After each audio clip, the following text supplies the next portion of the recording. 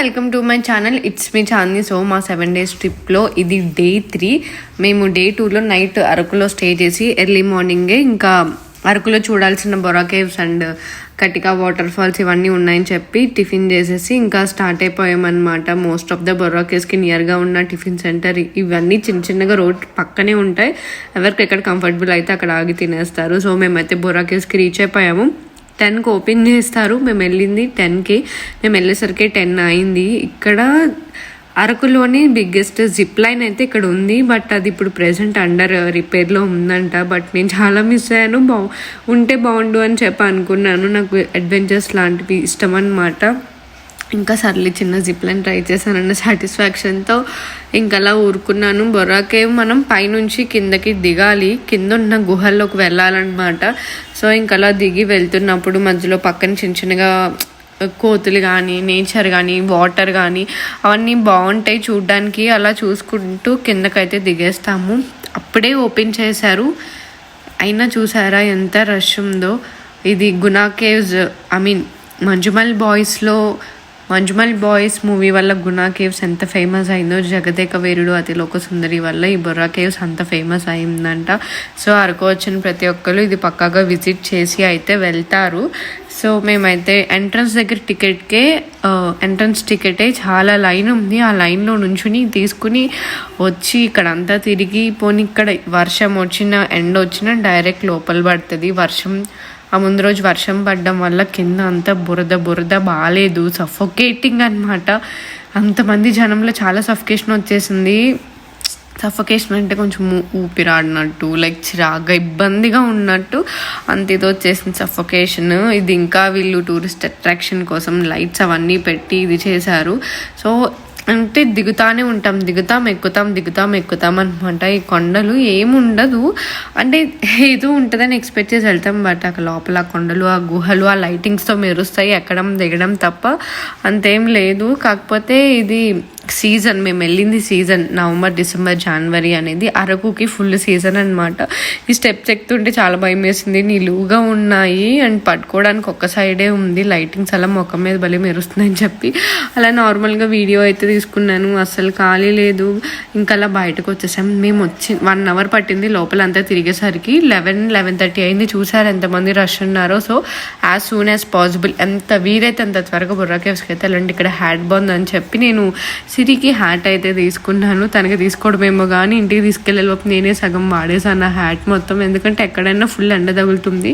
ఇక్కడ చీకులు ఉన్నాయి, మామూలుగా లేదు టేస్ట్. బొర్రా కేవ్స్కి వెళ్తే ఇక్కడ చీకులు తినడం మాత్రం అస్సలు మిస్ అవ్వద్దు. మేము ఎలా మిస్ అవుతాం, అసలే మా హస్బెండ్ చీకులు ఫేవరెట్ కదా, నాకు అంటిస్తారు ఆ ఫేవరెటిజం.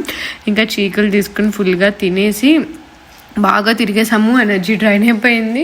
ఇంకా అలా 12:30 అయిపోయింది కదా. చీకులు తినేసి ఇంకా బ్యాంబూ బిర్యానీ కూడా ఇక్కడ ట్రై చేసాము. సూపర్ ఉంది. మీరు వెళ్తే పక్కాగా ట్రై చేయండి. కాకపోతే కాస్ట్ ఒకటే చాలా హై అనిపించింది. అండ్ ఇక్కడ హ్యాండ్ బ్యాగ్ షాప్ ఒకటి ఉంది, నేను చూపిస్తున్న షాప్. మీరు వెళ్ళినప్పుడు ఈ షాప్లో ఈ ఐటమ్స్ ఉంటే లేదో తెలీదు. నేను వెళ్ళినప్పుడు ఇక్కడ ఐటమ్స్ అనేది చాలా బాగుంది. నేను షార్ట్ వీడియో కన్నట్టు షూట్ చేశాను, బట్ మిస్ చేయకూడదని చెప్పి అలానే పోస్ట్ చేస్తున్నా.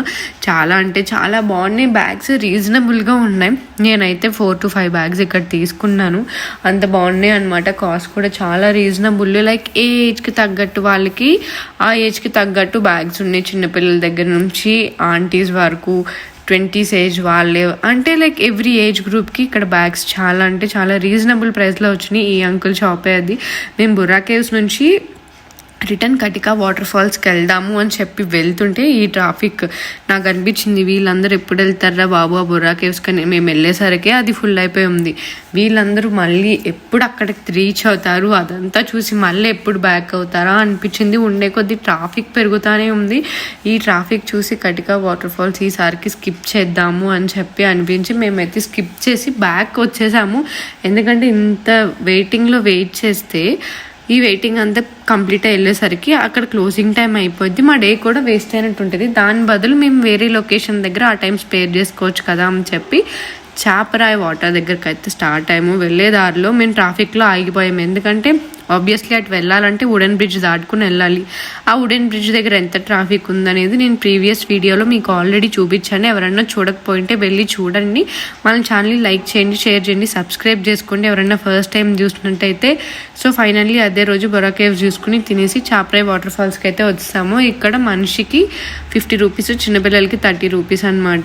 సో ఇది ఇక్కడైతే I enjoyed a lot sir. ఇక్కడైతే చాలా బాగుంది వాటర్ ఫాల్స్. లైక్ కొండ మీదే కింద కొండ ఉంటుంది, దాని మీద వాటర్ అన్ని ఫ్లో అవుతాయి. ఇక్కడ ఒక మంచి అంబియన్స్ అయితే వీళ్ళు క్రియేట్ చేశారు మొక్కలతో. ఒక మినీ పార్క్ లాగా కింద మినీ వాటర్ ఫాల్ లాగా అయితే ఉంటుంది అనమాట. చాప్రాయ్ డెఫినెట్గా మీరు వెళ్ళినప్పుడు, అరకు వెళ్ళినప్పుడు చాప్రాయ్ తప్పకుండా అయితే ట్రై చేయండి.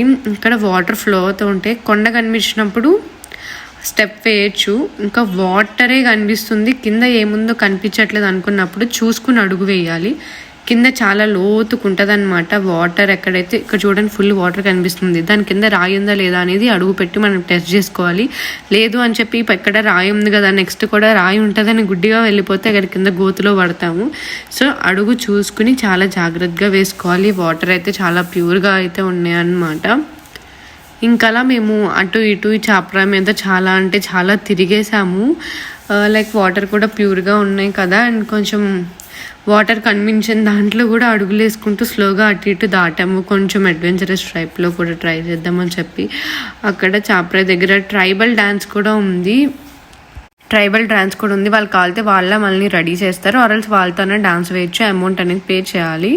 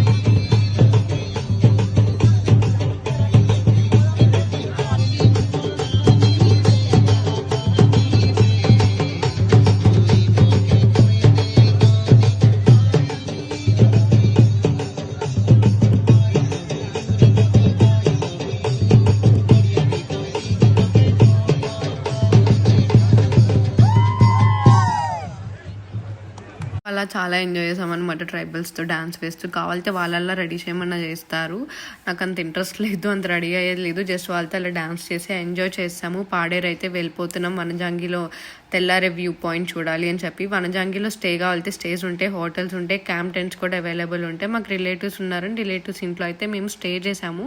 Stay tune for Vanajangi video. Thanks for watching.